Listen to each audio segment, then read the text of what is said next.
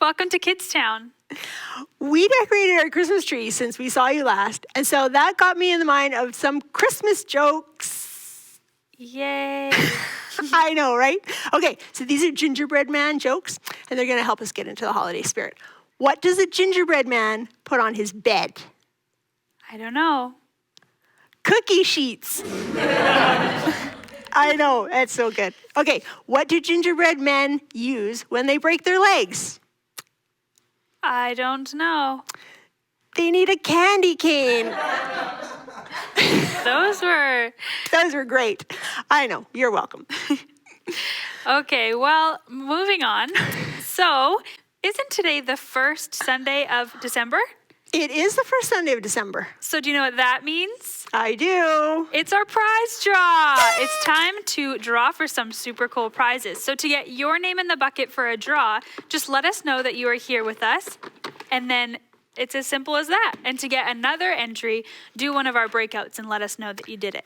That's right. And this time, I would love it if you would take a picture of yourself watching KidzTown, or get one of your grown-ups to take a picture of you. Are you watching on your big TV? Are you watching on an iPad? We would love to see who is watching this week, and we're gonna put them all in next week's video so you can all see each other.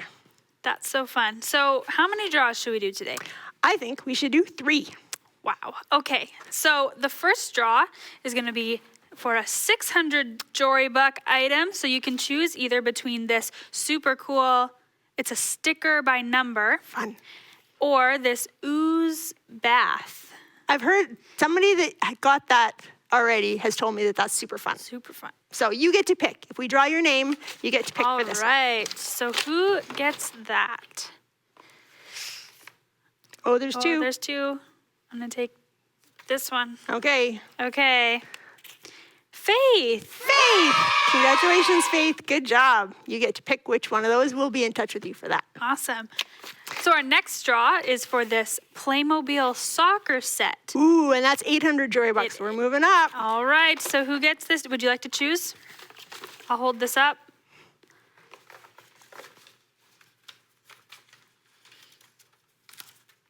Oh, there's so many. Do I have one? You have one, I think. Yeah. Tammy. Yay! Tammy won this one. Tammy Awesome. gets the soccer Playmobil. Okay, so our last item is 1,000 Jory Bucks. It's a Hypo Gizmo twirly toy. I don't really know how this works, but it looks really fun. You'll have to show us if you get it. Yes. All right, who's going to win this one? Okay. Radley. Radley, awesome. Congratulations, guys. All right, so now it's time for game time. So check this out.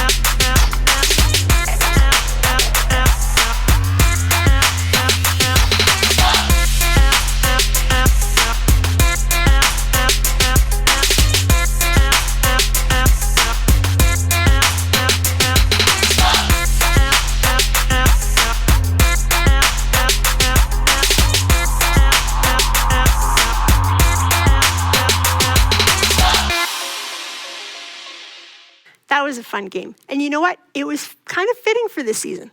We're in the season of Advent, which is the time when we wait for Christmas. Now, the church calendar, that's the church across denominations and across time, not just our church family, we celebrate Advent in the weeks leading up to Christmas, and we celebrate Lent in the weeks leading up to Easter. Now, Christmas and Easter themselves are big celebrations, but we get more out of them, and we find that they're richer and they're more meaningful for us when we spend time getting ready for them beforehand. So part of how we do that is by recalling or remembering what was said in the Bible about why Jesus was going to come and about what he was going to do when he came. So we played that game to help you stretch your remembering muscles so that you can get more out of this season.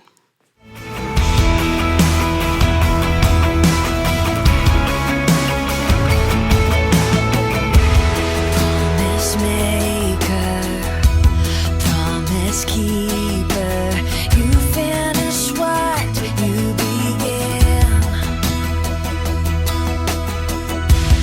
Our provision through the desert, you see it through till the end. You see it through till the end.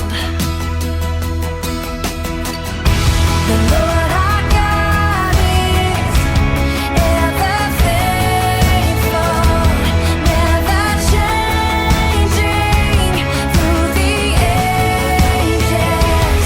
From this darkness, you will lead us, and forever we will say, You're the Lord our God. In the silence, in the waiting, still we can know you are good. And all your plans are for your glory. Yes, we can know you are good.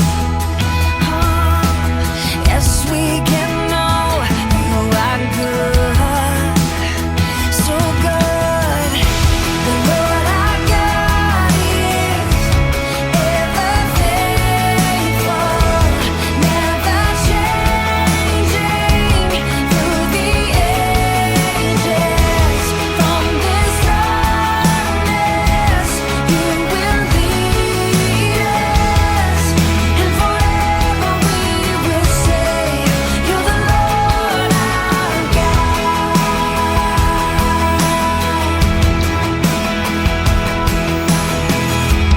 We won't move without you. We won't move without you. You're the light of all and all that we need. We won't move without you. We won't move without you. You're the light of all and all that we need. Yes, we won't move without you. We won't move without you. You're the light of all and all that we need. The Lord our God is ever faithful, never changing through the ages.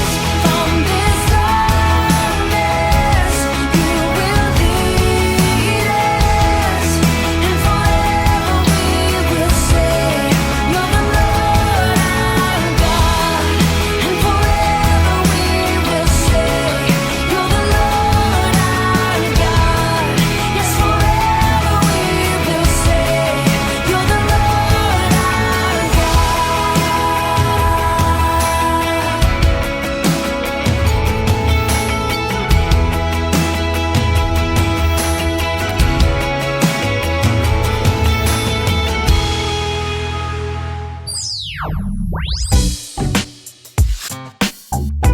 Hello from the Bible Detective Center of Investigations. This morning's mystery has so many questions, so we better jump right to it. Yes, so Pastor Jory is preaching this morning about Jesus having a heart that's sacrificial. So This whole series is called Having a Heart Like Jesus. And so if Jesus' heart is sacrificial, that means that we should have hearts that are sacrificial too.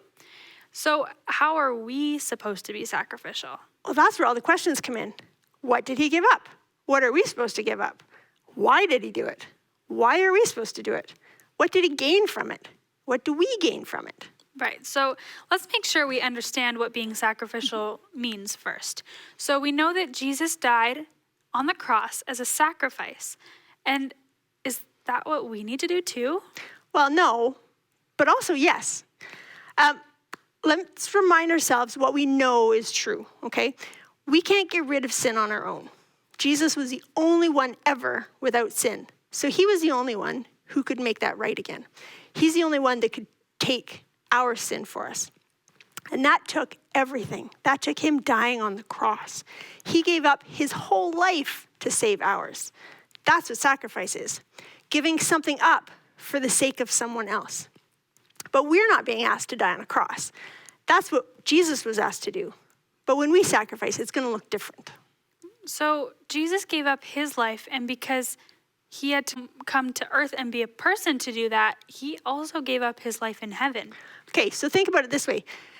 If you were a queen or a king, and you lived in a great big mansion or palace or castle, and you had people that waited on you and made you all your favorite foods, and they made your bed with big fluffy pillows and nice soft sheets, and they drive you wherever you wanted to go in a fancy car, and then you decided, actually, I'm gonna go live in the barn, I'm gonna sleep on the hay, I'm gonna milk the cows, that sounds fun, and I'm gonna shovel some manure. That's kind of a drastic change, and that's how big of a change it was for Jesus. A big sacrifice even before the cross. That's right. So when we're trying to figure out what we should sacrifice, we need to remember that we're not just giving something up for the sake of becoming less or giving things up. That's not the goal. The goal is to do for someone else what they can't do for themselves. And Jesus and God were in close communication. And so Jesus knew that what he was being asked to do was part of a bigger plan, and that it really mattered. Right, so we don't have to decide what to sacrifice.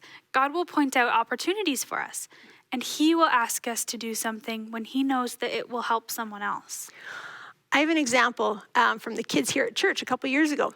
Now, we give out Jory Bucks, you've probably seen these, as rewards for different things, and kids save them up, and then they spend them in our little toy store called the Toy Factory. A couple years ago, we put out donation boxes, and we asked kids if they would give up some of their Jory Bucks to go towards our Christmas hampers. And so many of them chose to give, so many of you guys chose to give up your Jory Bucks in order to help buy food for people that didn't really have enough that year. And instead of saving it for yourselves so that you could buy a toy, you gave it to help someone else. And I think that's pretty amazing. You bought so many turkeys for the hampers. It was amazing. That's so great. Thank you, kids, so much for doing that. So our next couple of questions are about the why. So why did he do it, and why do we do it? Well, I believe that Jesus came and he gave up so much because of his great love for us. He didn't want us to stay in our sin, so he did what only he could do. He knew it would cost him a lot, but he believed that we were worth it. And so when we're called to do something sacrificially, to give up something for someone else, it will be because we have great love for them, and we want to do something that can make things better for them, something that maybe they can't easily do for themselves. Right? It's a lot like love.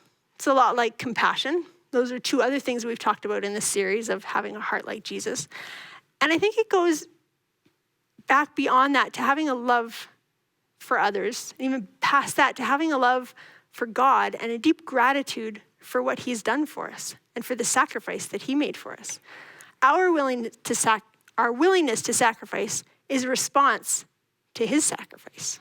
Wow. So just like it says in 1 John 4:19, it says we love because he first loved us. And so our love will point others to him. So that all sounds wonderful. Is that his why, do you think? I believe that Jesus came to give us a chance to get to right relationship with him, and so that we could be with him forever. Okay. And so why we choose to sacrifice is to continue that pattern then, so that others may understand his sacrifice and choose to accept his gift and start a forever relationship with him too. Yeah, so what he gets out of all of this is his creation with him, worshiping him and spending time with him and loving him and showing his love to everyone else. That sounds right. So what do we get out of it when we sacrifice? So you know that feeling you get when you do the right thing? It's kind of like a quiet pleasure or happiness inside. Yep. Maybe you're a little bit proud of yourself because you know that you did the right thing. So that feeling is a gift from God. You know, he gives us that peace and joy inside of us. It sounds like we've answered all the questions that came with this mystery. So what did he give up? What do we give up? Why did he? Why do we? What did he gain from it? What do we gain from it? I think you're right. I think we discovered something, though, that's beyond the questions that we asked. Let me tell you one more thing.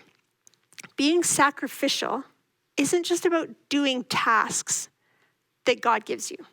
As you practice love and compassion for others, and as you practice spending time with God and listening to him so that you're aware of what he wants you to do and how he wants you to live, what you're doing is actually sacrificing your life for him.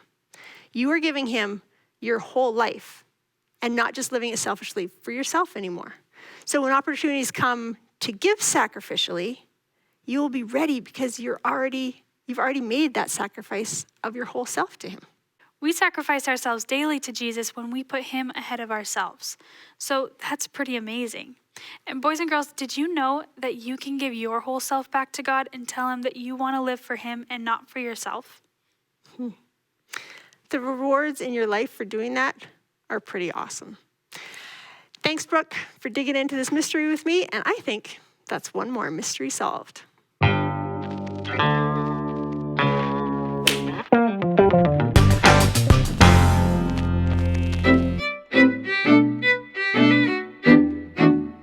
For our Bible breakout today, we have a coloring page, a verse to learn, and a puzzle, all wrapped into one. This will be so much fun. So first, you can print off the verse that we have in the notes for you and then color it. Color it in.